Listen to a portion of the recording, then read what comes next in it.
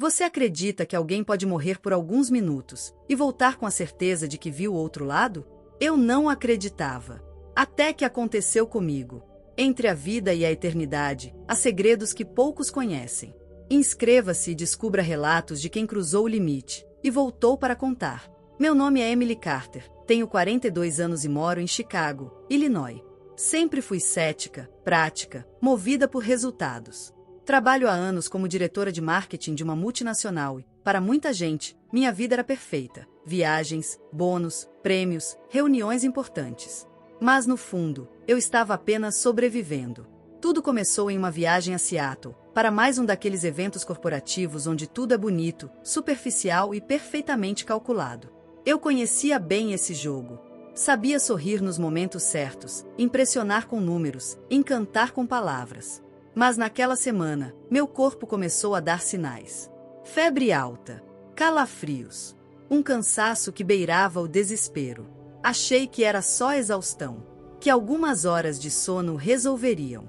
Eu não fazia ideia de que estava prestes a atravessar a linha invisível entre a vida e algo muito maior. Porque naquele quarto de hotel, algo aconteceu. Algo que até hoje me tira o fôlego quando lembro. E não, isso não é uma metáfora. Eu realmente morri. Mas o que vi depois foi o começo de tudo. Antes daquela viagem, minha vida era uma máquina bem ajustada.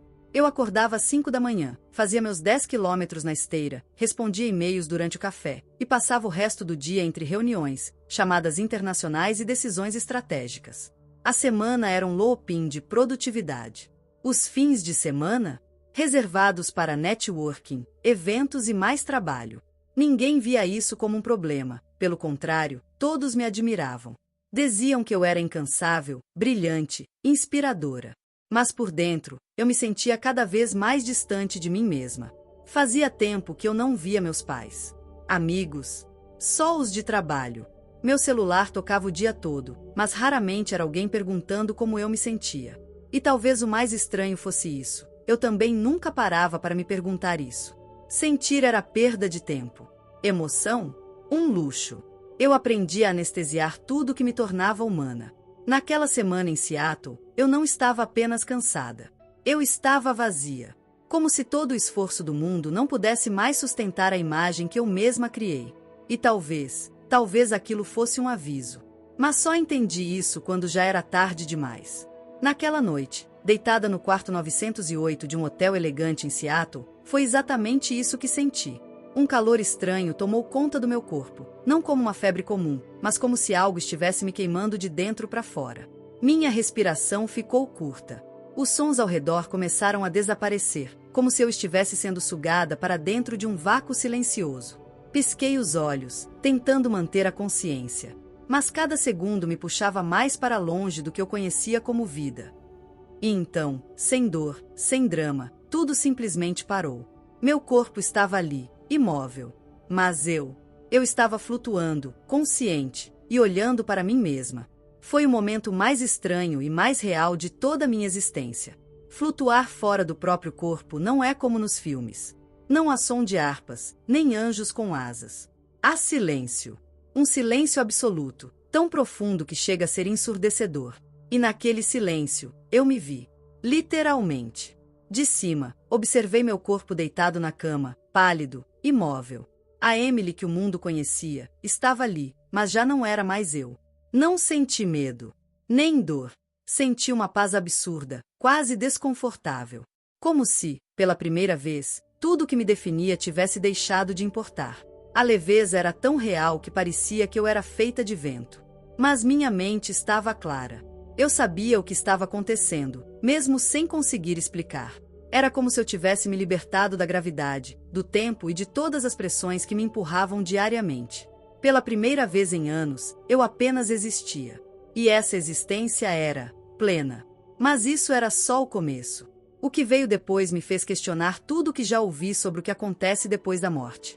Para não perder nenhuma história que emociona e inspira, inscreva-se agora. De repente, a luz do quarto desapareceu, e tudo ao meu redor se transformou. Não era escuridão, mas uma claridade viva, pulsante, que parecia vir de dentro de mim e ao mesmo tempo de todas as direções. Eu não andava, não corria, eu deslizava por um espaço que não tinha chão nem paredes. Era como flutuar dentro de uma canção antiga, familiar, que eu não sabia que conhecia. As cores ao meu redor não existiam na Terra. Eram tons de sentimento, luzes que vibravam como emoções. E enquanto eu atravessava aquele túnel de paz infinita, comecei a sentir um pertencimento que jamais havia experimentado. Nenhuma conquista da minha vida, nenhum elogio, nenhum momento de glória se comparava àquele instante. Foi quando o impossível aconteceu. Eu vi Daniel, meu irmão mais novo, que morreu quando eu tinha apenas 16 anos. Ele estava ali, sorrindo, inteiro. E eu chorei, não com lágrimas, mas com a alma. O tempo parou. A dor que enterrei por décadas se dissolveu em um abraço feito de puro amor. Um reencontro que curou algo que eu nem sabia que ainda doía. Mas a travessia ainda não tinha acabado. E foi então que ele apareceu.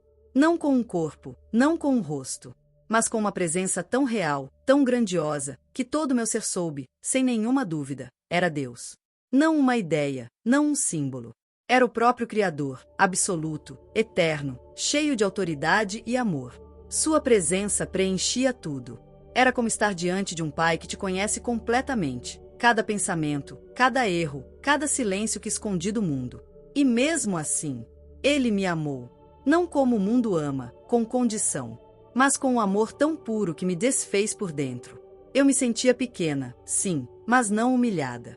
Me sentia vista, mas não julgada. Era como se Deus dissesse sem palavras: eu sempre estive aqui. Naquele instante, ele não me perguntou nada. Ele apenas me mostrou. Mostrou pessoas que eu ainda tocaria, palavras que só eu poderia dizer, vidas que ainda cruzariam meu caminho. Um propósito, não grandioso aos olhos do mundo, mas essencial aos olhos dele. Foi quando ouvi, direto no coração: ainda não é a sua hora. Quis implorar para ficar. Mas eu sabia, obedecer à vontade de Deus era o maior ato de amor que eu poderia devolver. E então, com um sopro suave, senti a luz se afastar. O corpo voltava. A dor voltava. Mas eu não era mais a mesma. Deus me devolveu a vida. Mas agora, eu sabia, era por ele e para ele. O som do ar-condicionado agora soava como um trovão. Eu estava de volta.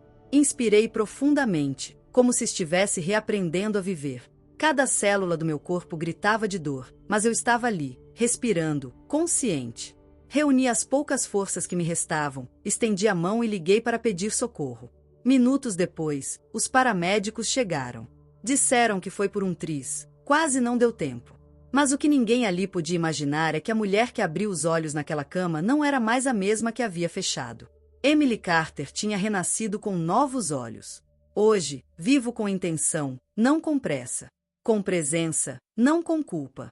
E se essa história te tocou, talvez seja porque algo dentro de você também está despertando. Inscreva-se no canal e deixe seu like. E responda nos comentários. Você acredita que há algo além da morte?